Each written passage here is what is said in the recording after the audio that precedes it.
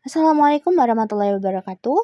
Oke, jadi di sini saya akan melanjutkan dari Arima tadi, yaitu kita akan membahas mengenai Sarima ya. Dan untuk kali ini kita akan lanjut, yaitu yang pertama kita akan ke create a new views. Kita klik, lalu kita pilih work file. Untuk structure type-nya ini tuh regular frequency. Lalu untuk frekuensinya kita pilih monthly. Dan untuk start date-nya ini tuh kita isi dengan 2016 dan juga end date-nya 2020. Kita klik OK. Nah, setelahnya kita klik lalu kita empty group dan kita copy di Excel ya teman-teman ya. Jadi kita copy-nya pada data 1 itu kita copy sampai bawah ya teman-teman ya. Lalu kita copy dan kita paste pada bagian kolom kedua di views. Jadi di sini kita paste. Nah, lalu pada share 1 itu kita ganti dengan data 1. Jadi di sini kita ganti dengan data 1, kita enter lalu kita klik yes. Nah, di sini setelah ini kita close ya teman-teman ya. Jadi setelah diganti dengan data 1, maka akan kita close. Oke, selanjutnya kita klik data 1, lalu kita klik view, lalu kita pilih descriptive statistik ini, lalu kita pilih static table.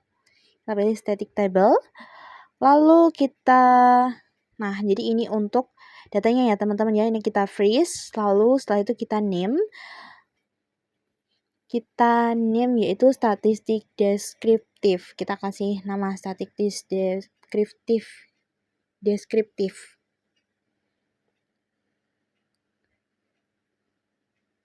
Nah, lalu kita close untuk bagian freeze-nya tadi. Nah, pada mean ini tuh menunjukkan bahwa nilai rata-rata dari seluruh data selama periode pengamatan ya teman-teman ya. Lalu untuk nilai median, untuk ini tuh nilai mean ya teman-teman ya. Lalu untuk nilai median ini tuh adalah nilai tengah data. Lalu kita lanjut pada bagian maksimum. Ya, pada bagian maksimum ini tuh adalah nilai tertinggi yang tercatat dalam data dan nilai minimum ini tuh adalah nilai terendah yang tercatat, menunjukkan adanya pergerakan negatif yang cukup signifikan ya teman-teman ya untuk nilai minimum tersebut. Oke, selanjutnya kita akan lanjut ke plotting data atau grafik. Nah, di sini kita klik view, graph, lalu pilih line and symbol ya di sini. Lalu kita klik OK. Nah, setelahnya ini tuh kita freeze ya teman-teman ya untuk menyimpan grafiknya. Ini tuh diberi nama, ini tuh langsung klik OK saja. Lalu ini diberi nama yaitu grafik underscore data. Atau ya grafik data seperti itu. Nah, kita klik OK, lalu ini kita close. Nah, jadi ini untuk grafik datanya ya teman-teman ya.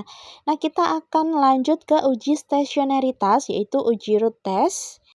Di sini kita klik view, lalu kita pilih unit root test ya teman-teman ya.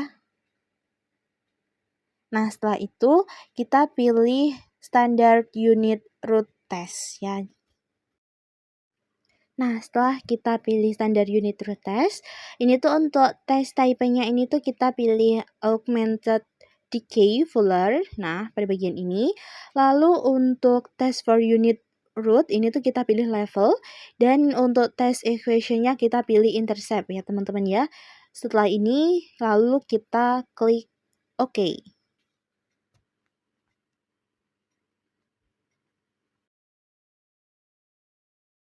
Oke, jadi ini untuk hasilnya ya teman-teman ya. Dan hasilnya ini tuh adalah H0.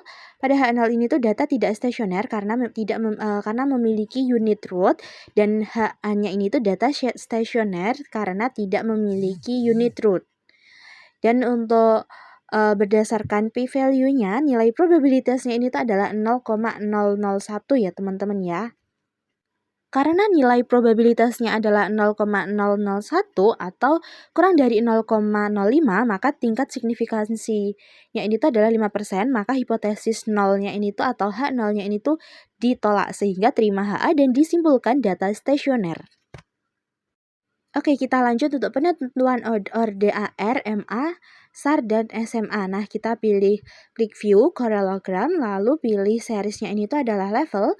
Nah, setelah kita klik OK, lalu untuk identifikasinya ini tuh menggunakan parallelogram ACF dan BACF untuk mencari lag yang signifikan pada level non-musiman. Dan untuk kandidat model awalnya ini tuh berdasarkan identifikasi di atas adalah model yang diajukan untuk estimasi adalah Sarima 101 dan 201. Lalu ini kita freeze ya teman-teman ya, kita kasih nama parallelogram.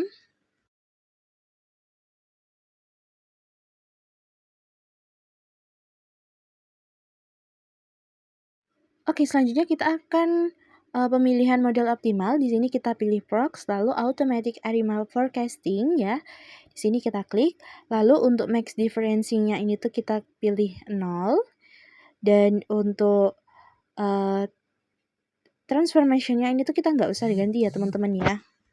Nah, untuk max AR-nya kita pilih 1, untuk max MA-nya kita pilih 1, dan untuk max SAR-nya ini tuh 2, dan max SMA-nya ini tuh 1 ya teman-teman ya. Dan untuk periodicity-nya ini tuh kita pilih 12 karena ini tuh adalah data bulanan, seperti itu. Selanjutnya, kita pilih option. Nah, pada bagian option di sini tuh kita centang pada bagian equation output table ya. Pada bagian bawah sendiri itu kita centang. Ini adalah paling penting untuk mengetahui model Sarima yang tepat. Dan untuk opsi lainnya yang dicentang yaitu sesuai di video ya teman-teman ya, yaitu Arima kriteria table dan juga Arima kriteria graph. Nah, setelah dicetak lalu kita klik OK. Nah, ini untuk hasil pengujian dengan auto arimanya menunjukkan bahwa model yang paling optimal adalah model Sarma, yaitu 1.0 dan juga 2.0 ya teman-teman ya. Dan juga dengan hasil estimasinya menunjukkan bahwa model ARMA 1.2-nya ini tuh cukup baik dalam menjelaskan pola data dengan nilai R-nya ini tuh sebesar 59,3% ya teman-teman ya.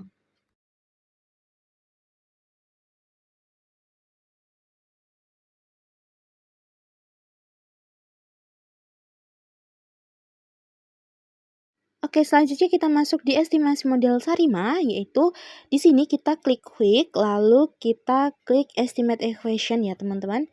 Lalu kita tuliskan model yang disarankan oleh equation output table yaitu data 1, spasi C, spasi AR tanda kurung 1, seperti yang ada di video tersebut ya.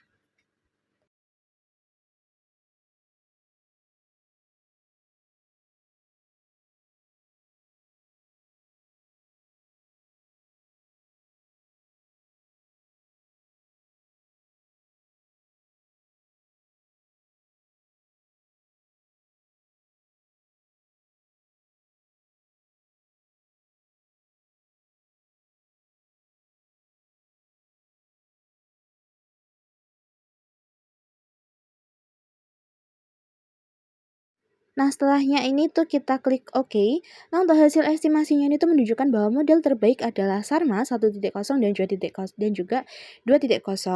Untuk komponen AR1, SAR12 dan SAR24 semuanya signifikan menandakan adanya pengaruh dari data sebelumnya dan pola musiman tahunan. Nah, untuk model ini tuh juga lolos uji asumsi karena tidak ada autokorelasi sehingga dapat digunakan untuk peramalan.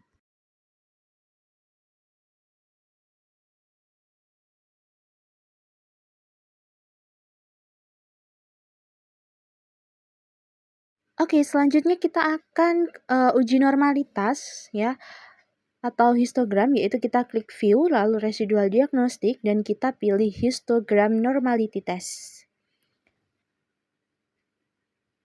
Nah, untuk perhatikan kolom probabilitas histogram, nilai probabilitas ini tuh adalah kurang lebih dari 0,05 sehingga residual pada kasus ini memiliki distribusi normal ataupun signifikan ya teman-teman ya. Oke, setelah ini kita lanjut untuk uji white noise atau parallelogram view statistik. Di sini kita klik view, lalu residual diagnostik, lalu kita klik parallelogram view statistik atau yang atas sendiri itu ya teman-teman ya. Nah, ini tuh nggak usah diganti, langsung kita klik oke saja ini. Jadi ini nggak ada yang diganti ya. Nah, di sini klik oke ya. Lalu, perhatikan kolom probabilitas atau Q-stat. Semua nilai probabilitas ini tuh harus lebih dari 0,05 jika terpenuhi berarti residual adalah white noise, tidak ada lagi autocorrelation yang tersisa.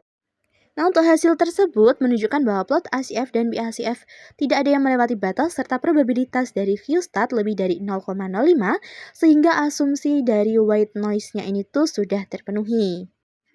Oke, selanjutnya kita akan melakukan uji peramalan atau forecasting. Nah, di sini tuh kita klik 2 kali. Ini tuh yang parallelogramnya tadi nggak usah di-close ya, teman-teman ya.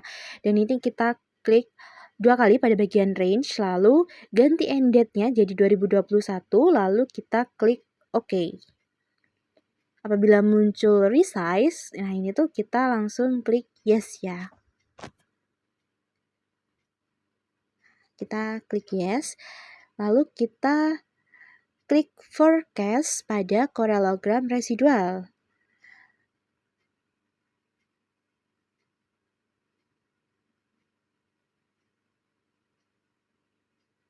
Nah, di sini kita klik forecast pada parallelogram residualnya.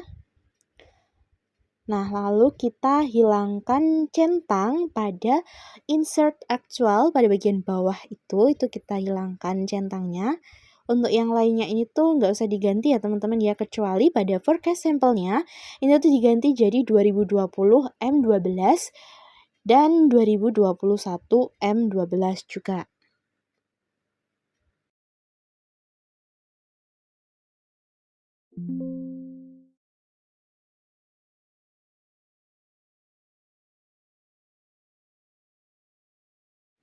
Oke, setelahnya kita klik OK. Nah, apabila sudah muncul hasil seperti ini, maka kita klik freeze, lalu kita beri namanya itu yaitu grafik peramalan. Kita beri nama grafik peramalan ya teman-teman ya.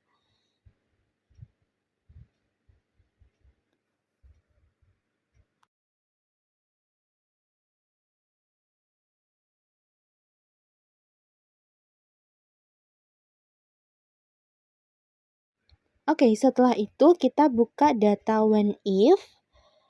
Nah, kita scroll ke bawah.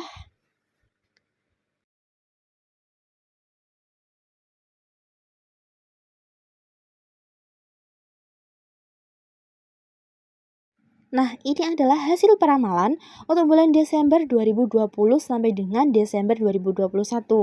Jadi ini adalah hasil peramalannya, karena tadi kita kan meramalkan dari bulan Desember 2020 sampai dengan Desember 2021. Jadi untuk hasilnya di situ tertera 2020 M12. Seperti itu ya teman-teman ya.